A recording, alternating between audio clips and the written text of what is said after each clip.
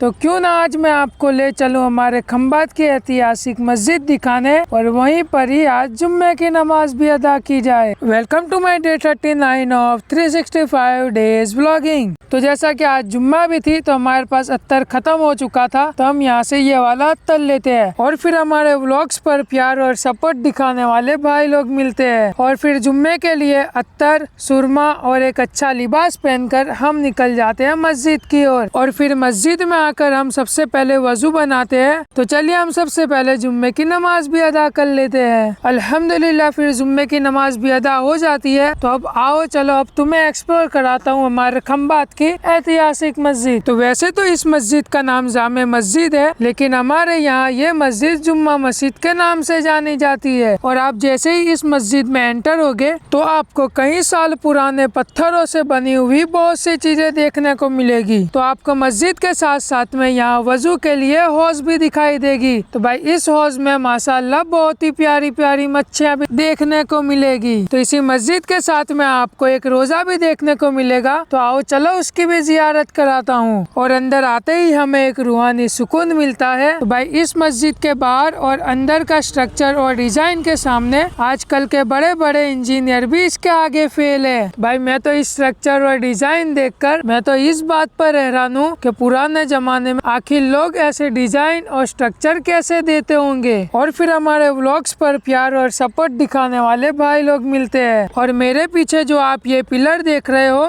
जो आपको मस्जिद में चारों तरफ देखने को मिल जाएंगे, तो भाई इसके बारे में ये कहा जाता है कि आप इसे कभी भी गिन नहीं सकते। तो इस मस्जिद की एक और खासियत बताऊं तो अगर आप गर्मियों में आओगे ना तो आपको यहाँ पर एक अलग ही सुकून मिलेगा। तो इस मस्जिद के बारे में और जानने के लिए आप जैसे ही मस्जिद में एंटर होगे आपको उस मस्जिद के बारे में सारी इन्फॉर्मेशन मिल जाएगी। तो चलिए यही थी कुछ हमारे खंभात की ऐतिहासिक जामे मस्जिद। तो चलिए आज के ब्लॉग का यहीं पर ही एंड करते हैं। तो हम मिलते हैं आपको अगले ब्लॉग में, तब तक के लिए बाय बाय, टेक केयर।